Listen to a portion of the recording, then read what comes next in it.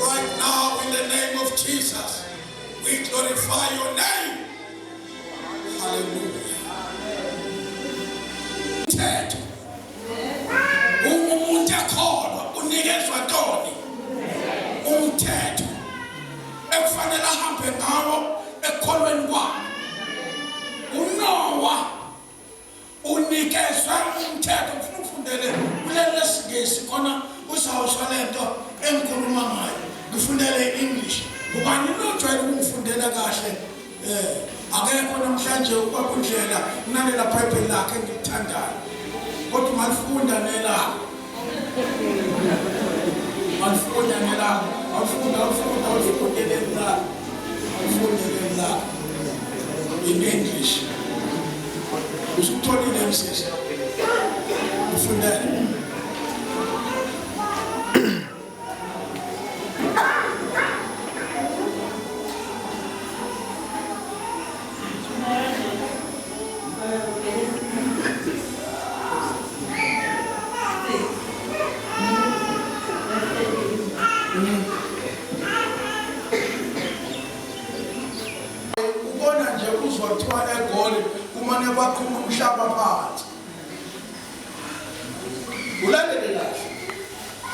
Usazokwenzeka izinto ezinkulu kakhulu la ePine Town uthi uyayihambela edrobheni uvuleka umgodi abantu bangene phansi. Okay? Why? Ingoba uNkulunkulu njalo uma i-violence isiningi kufa abantu abangenasidingo. La eThekwini,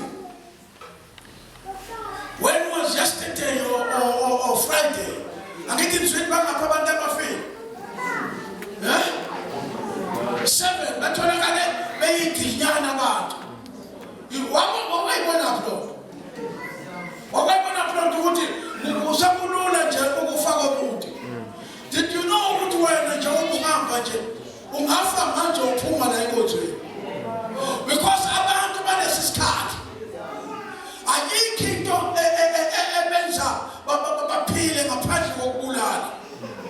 Ayikho into ebenza ba-enjoye ulife ngaphandle kokubona kukhona umuntu ofileyo. Wawukanani ubona abantu bengene enkonzweni phakathi? Kukhonzwa uNkulunkulu ophilayo. Bangene phakathi enkonzweni babosha izinto enkonzweni. Uthi uNkulunkulu mayekhuluma noNoah. Uthi ngenxa Noah yokuthi ubudlanga ukhumbule ukuthi noma ubudlanga bungenzeka kangakanani emhlabeni. Kodwa uma wena wethembekile kuNkulunkulu.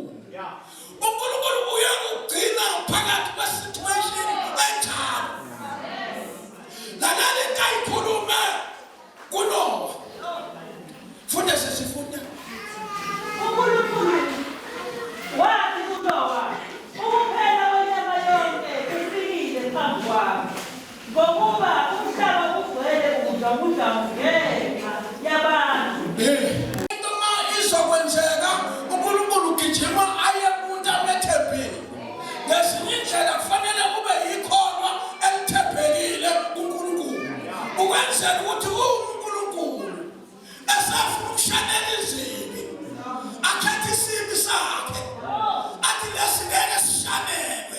Singashanelwe ezinye kodwa nothi lezi.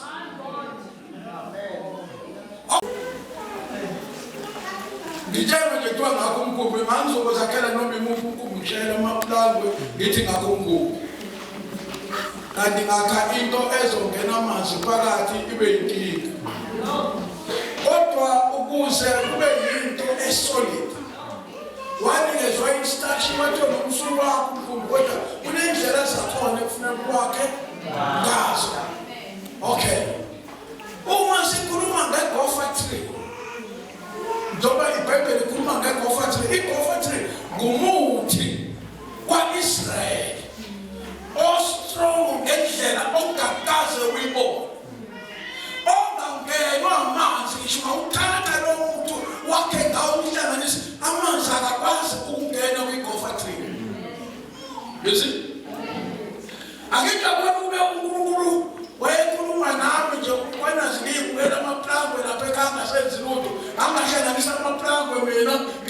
akhe umkhumbi. Kodwa ukuze umkhumbi lo engizowakha kube umkhumbi ozokwazi ukuseva mina. Angithi lento ekuthiwa kayakho Noah izoseva yena angafi.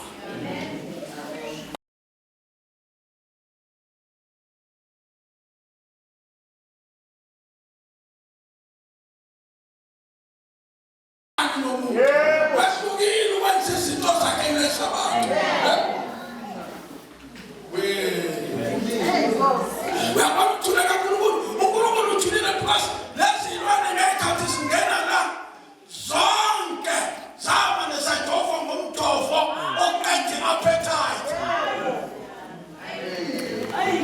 Yathi cabanga ukubuka igunjana ikati lamana laminingi ikati lathi angikwazi ukuthi yakhe. Lathi kubesi ibuka inyamazana. Kulethwa yini okufuthi la? Ngoba mina ngiyedwa umuntu ofakile. Nathi kusenana sesihlala sonke. Hayi ukuthi kwenziwa njani? uNkulunkulu uthatha into ayaziyo ukuthi iyona ehlupha umuntu i-appetite. Ufike wathatha i-appetite kuphela.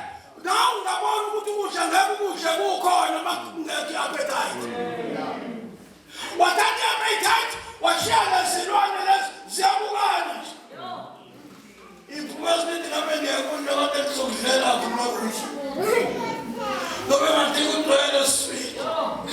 Alizana iphumezi kodwa iphumezi lizele kudwele sweet kodwa kukhona ukuthi. Ngoba uNkulunkulu ukala isikhathi sokuthi kuze kufike la khona ezobuyisela ilwane i-appetite.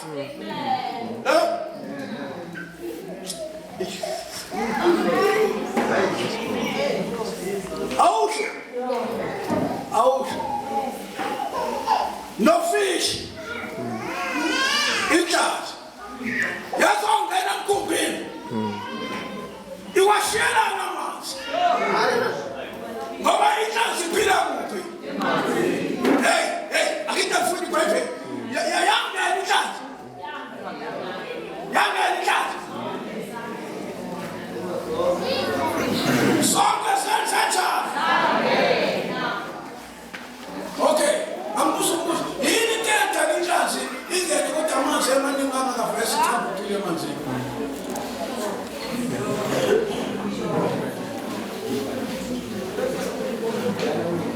Angithi uthi uNkulunkulu uzobhubhisa umhlaba nabantu. Okusho ukuthi umhlaba awuzoba nalutho.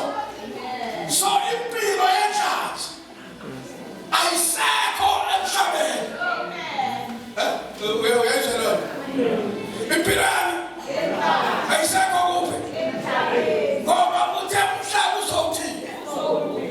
Okusho ukuthi angeke kulunge bakhona isilwane esiseleke emhlabeni.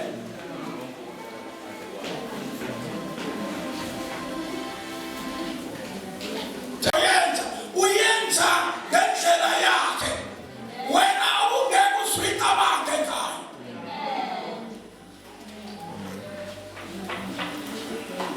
Uma akha umkhulu wake wezwa ukuthi lalikhona itoilet. Right. No, ngithethe umqondo nje yabona umqondo wakho nje nawo ufuna. Namswisi. Umuzwa lalikhona itoilet. Yazi ukuthi yini umuntu waqeda appetite. Ngoba lezi zilwane one zazobulalana, two zihlala nje futhi kufanele ziye etoilet. Amen. So now akwenda etoilet.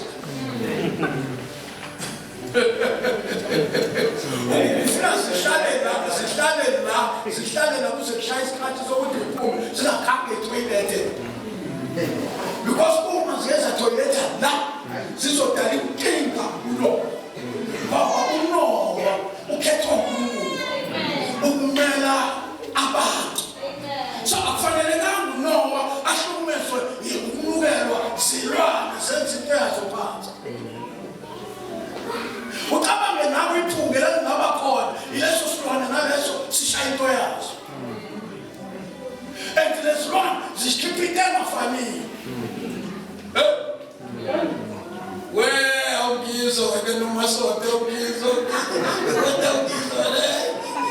Webona kakhulu ngoba nifundele futhi okuthule njalo nalo ukuyibhuka izinto ukuthi waye uNkulunkulu wenza kanjena, waye uNkulunkulu wayethela. Bese bethandaza ubheka ukuthi usho uNkulunkulu nazi izinto azibonile esizokwenzeka. Unowa ufunda iBhayibheli, lithi iBhayibheli umkhumbi umethawa wawakha itese engaphi? Zingaphi nini ukwazi? So, sasingaphi so? 3. Yenze so ite. Ayenze tani. 3. Now, put on 3. In that floor, number 3. Ilabe akona uno. Lalena njalo la ukuhlala khona umuntu kaNkulunkulu. We Old Testament mofunda leli Bible owesifazane wakha indlu wakhe umuntu uyinqaba uNkulunkulu mapi khona. Njalo la khona kuzobizwa khona umuntu kaNkulunkulu.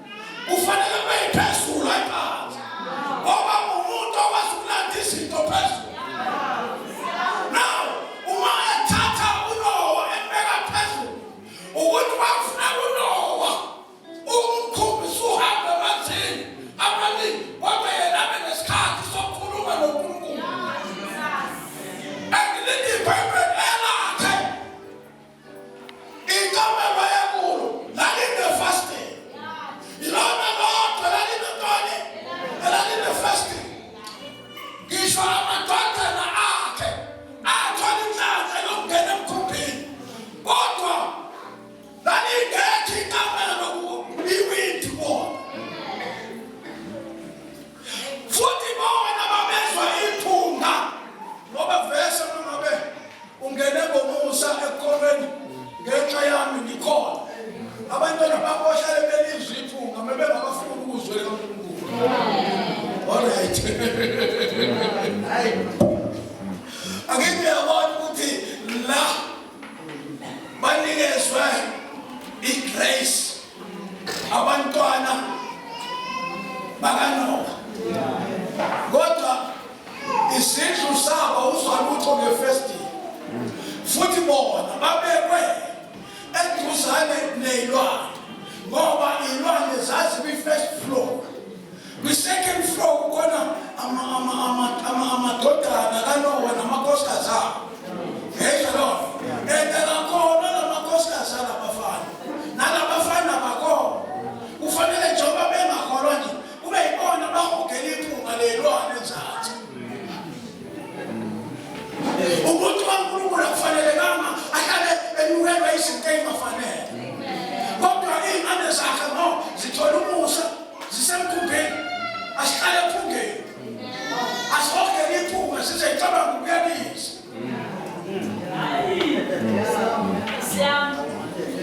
Lalela, uMkhwanazi basho yimini. Ngiyasho. Uyohlala uhogele iphunga.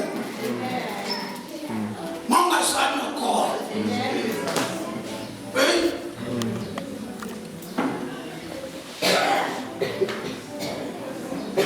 Lethi iBhayibheli angithi ngisho bethi umuntu mehambile engasabuyi bathi abantu wahambisa umejuba. Andaze nisho lona. Bathi wahambisa obani? Engasabuyi. Yeah. Ijuba. Lirano. Akithongi ibana zazi. Kodwa ijuba. Lashela lapha kuno. Ijuba ilona. Ela check ukuthi amanzi asendaweni. Yes? Lafuna indizo lithume phakathi emkhumulweni. Lithi funa indawo yokuhlala lengayithola ngithi igcwele amanzi umhlaba wonke. Lengayithola hayi indawo yokuhlala. Isemkhumbini. Libuye funa ingene ngewindi emkhumbini. Alibone unokinandi ijuba lifike. Okay? Liphinda liphume ijuba.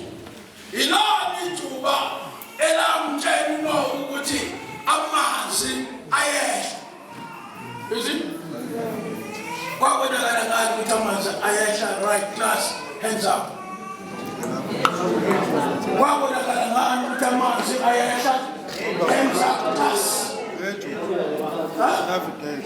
Kwabonakala ngani? Kwabonakala ngani?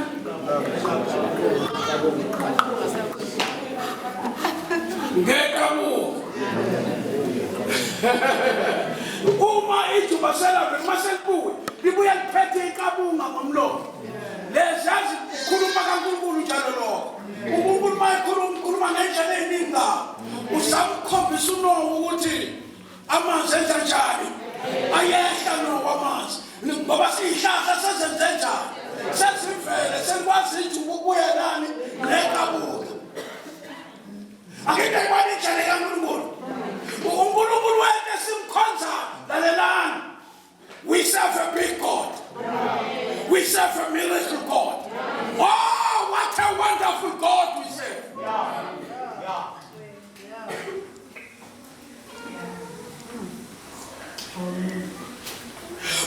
Usufunda lapha yakushada. All right. Sesishaya isikhathi sami. Sesishaya. Lesisame ngibhekele sona. Right. Kodwa esimo sikahlaya esimo. Class, yini into yenze uNkulunkulu wakhetha uNowa. Kubantu ebebekhona, abantu bebebaningi, kodwa uNkulunkulu wakhetha uNowa. Usho ukuthi uNowa yedwa wayengakwazi kakhulu. Yini into yenze akhethwe? Khulumani. Idoni? Angithi yabona ukhonzwa uNkulunkulu kufanele ube njani? Sengiyathandaza. Kufanele ube njani? Yabona ke lento yokuqotho. Ake ngitshela indaba ngayibuza. Lento yokuqotho. Ayingo ukushumayela. Ngiyangizwa njalo. Ayingo ukwenza njani? Ukushumayela. uNkulunkulu angamana ngishiye nje mina. Asibonela umuntu oqotho. Amane amseve yena yedwa athathe mina ngithunyele lapha ngigijime kanye nezoni ngifike kanye nazo. You see? Akusho ukuthi mina ngikholwa kodwa kusho ukuthi angijani. Angikhokhotha. Angibisa mina. uNkulunkulu akahloniphi isikhundla somuntu.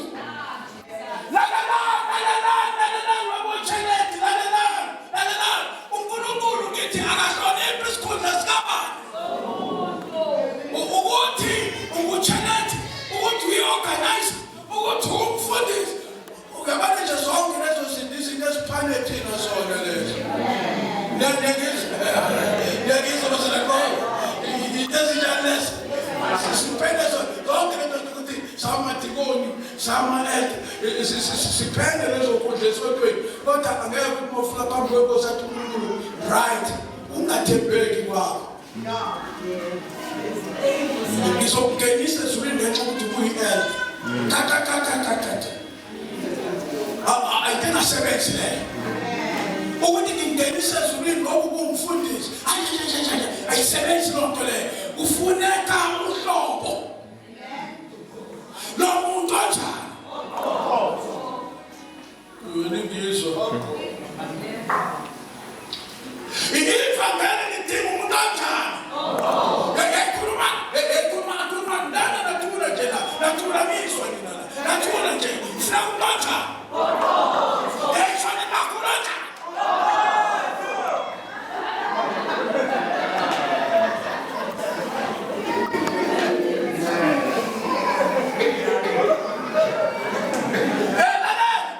Akusho ngabona umshumayeli okade efakwe lapha egrupini Excel, the Excel prophets. Angithi uyibonile leswana. Anabe ekhuluma ngomoya ingcwele. Uthi ukhuluma ngelimi akusho ukuthi ngoba usunomoya ingcwele. Uyikhaze ubenilalele ekuseni. Uyikhaze le. Ngathi mina ya, ukhaze umoya ingcwele uqobo lwakho umoya ingcwele yini? Angeke uma sefika iy'khotho semvula ungazange wakho umkhulu. Uma uthi nje oshiyanda phakathina mashiyanda khanya. cabanga ukuthi uzosinda. Akusindi mashana makanda maphi. Akusindi konke lokho. Into ozosinda ngayo ukuba qotho. Hayi la mashana ha.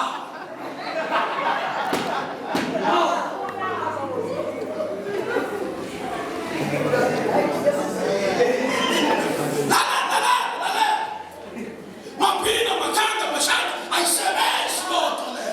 Into esebenza ukuba qotho. Ukuba qotho uNkulunkulu.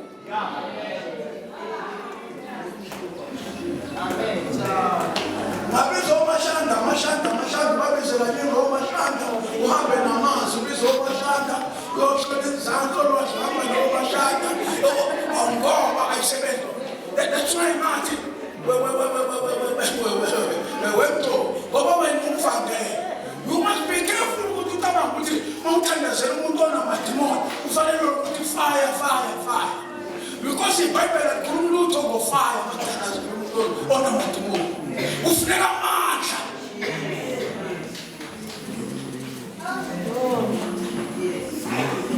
Fire.